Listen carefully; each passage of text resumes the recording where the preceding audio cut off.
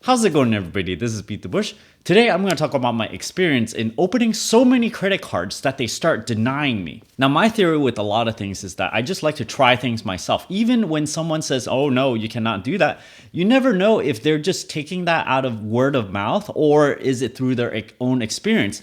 When I try it myself, and I get a certain result. I have personal experience with this. So with a credit card, I applied as many as I can to try to get my score to go down, to a comfortable range. And then I just applied some more until I get denied. Now you might wonder how many credit cards that is, but I think the number of credit cards actually really depends on how fast you actually apply for all of them, and also how strong your credit score is to begin with. Now, over the past 12 months, I applied for 12 total credit cards.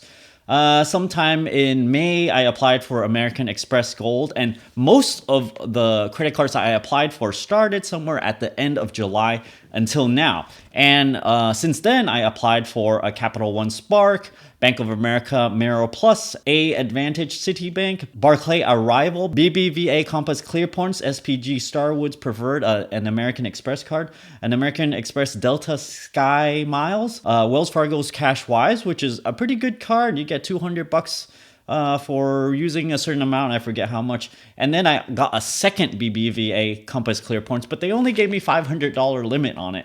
And you have to spend $1,500 in order to get, I think, $100. In addition to this, I wanted that Uber card, but I applied and I couldn't get it. So now I can't get my, what was it? I think it's 3 or 4% restaurants cash back. So out of all these, I didn't really get denied until, about half a month ago when I reapplied for a whole bunch more. I got rejected for the Wells Fargo Cash Wise because I wanted that $200. I also got rejected for the Uber card. Those are the two cards, and I actually got these rejection letters here. Let me read to you what reason they gave me for rejecting me. For the Uber Visa card by Barclays card, the cited reason is too many new accounts opened. For the Wells Fargo Cash Wise card, now I don't even have a Wells Fargo credit card. I don't have checking or savings with them at all, and they still denied me. You would think that if I have nothing with them, they would kind of want me as a new customer, but they cited these following reasons for not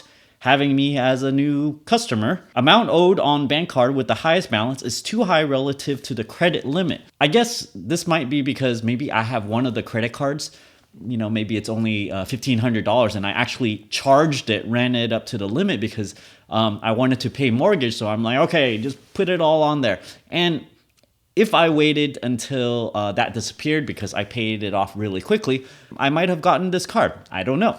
The second cited reason is too many credit accounts opened in the last 3 months. We look at how much new credit you may be taking on.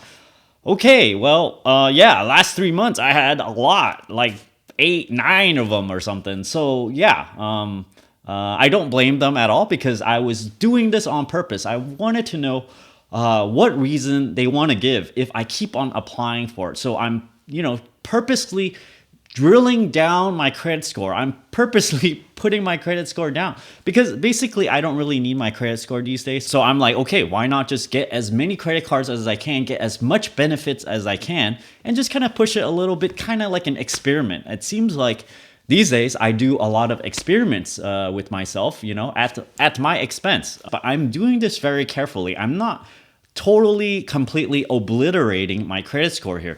Once it dropped down to 800 or so, my anticipated reaction to this is after, I pay it all off and stuff, after I wait a year until all the new hard inquiries goes away, the credit score will likely bounce back. So this is like a temporary thing. The third reason is no open retail cards or credit lines reported. We look for recent credit use that shows how you're managing credit. I think this is probably an error because I do use my credit cards, and generally for, the third reason, it's usually a very insignificant factor. They might just want to list 3 things, and the most important thing might be a huge contributor, and then by the time they list like something that does not contribute very much, it might be like a very, very minor factor. So from all this, you might be wondering how my credit score fared through all this action.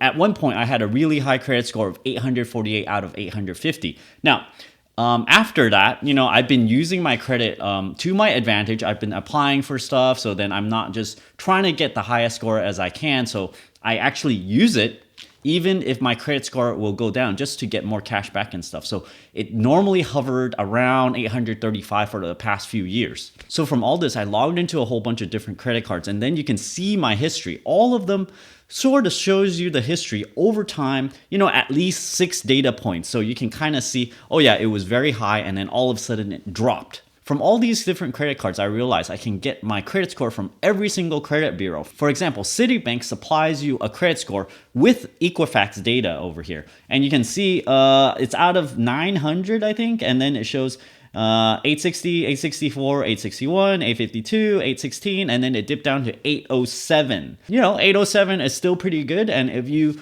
just look at the score by itself, you should be able to get approved for, pretty much any credit card as long as you don't open so many of them up. The next one is American Express, and they use Experian. So this is different than Equifax from Citibank. So using Experian means you can get another different credit score from a different credit bureau. In that history here, you can see that it pretty much hovered pretty high, mainly pretty much the same for basically the whole year. And then suddenly, the last 2 months, now it's at 809. From Barclays, they use a different credit bureau, and it seems like a lot of banks use TransUnion. You can see here my score is 835, 833, 835, 835, 835, 816 when I applied for a few credit score, and then it became 804 after, pretty much after I did, 8 or 9 of them already. Now the rest of them, Bank of America also uses TransUnion, but I noticed there's a discrepancy here between the actual score.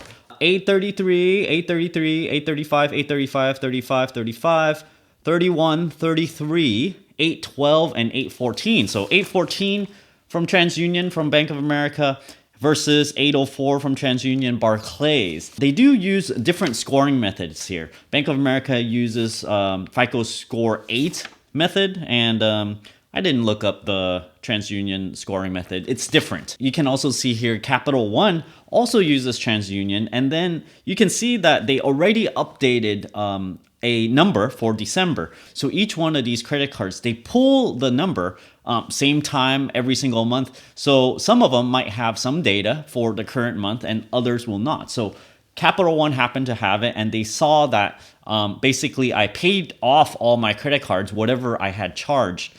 So that is likely a thing that brought down my credit score. From CapitalOne TransUnion, you see I have an 815. So it, pretty much bounced back by a lot. And then we have Discover, which also uses TransUnion. And then you can see from the last 4 points of data here, 35, 34, 33, 12, 814, that is exactly the same as the data from TransUnion Bank of America. So they use different scoring methods, and each one of them will have a different time at which they take the temperature of your credit score.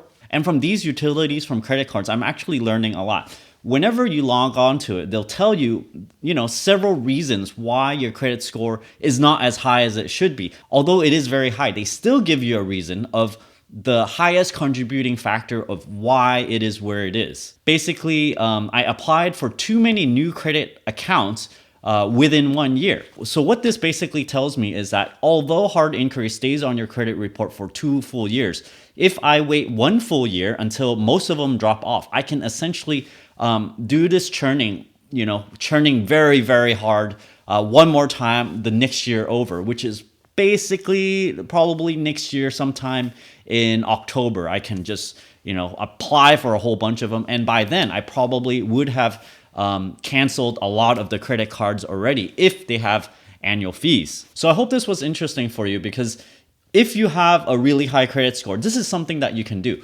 to just kind of milk all the value out of it. You can kind of squeeze it. Your credit score is kind of like this. You can just squeeze it a little bit, and I guess all the cashback bonus points, it'll just fall out like a sponge. And then you just gotta let go and let it relax back to normal, and then you can squeeze it again every single year. By the way, since I'm wearing a thick coat, some of you might go, oh, you know, do you have the heat off or something? Is it cold? What temperature is it right now? Right now, in this area, it's 60 degrees Fahrenheit. For some of you, it might not be cold or at all. You might just be walking around in a t-shirt, but I tend to be a very cold person. I like to wear a lot of layers. And sometimes when I'm in an office environment, people would see me wear a thick coat, even though it's room temperature of 74 degrees Fahrenheit. I would wear a thick coat and people would ask me, hey, are you cold? I'm not cold because I have the jacket on. I have it on, therefore I feel normal. However, I get what people are saying because, you know, they see you have a coat on, they think you're cold, but generally, you know, once you have the coat on, you're not cold. 60 is still a pretty comfortable temperature where you can just slap on a coat and you essentially don't have to turn on the heat or anything.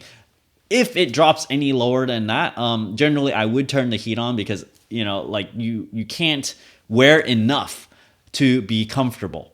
That's my take on it. Don't forget to give me a like on this video, comment down below. Let me know if you think I should reapply for more credit cards within like 6 months, or do you think I should wait a year or maybe even 2 years until all the hard inquiries fall off? If you're interested in supporting this channel, check out my Audible link down in the video description below where you can get a free audiobook. I have a Patreon over here where I offer perks such as help with your credit score or help with your finances. And as always, don't forget to subscribe to my channel over here and click that bell icon so that you get a new notification whenever I upload a brand new video. Thanks for watching.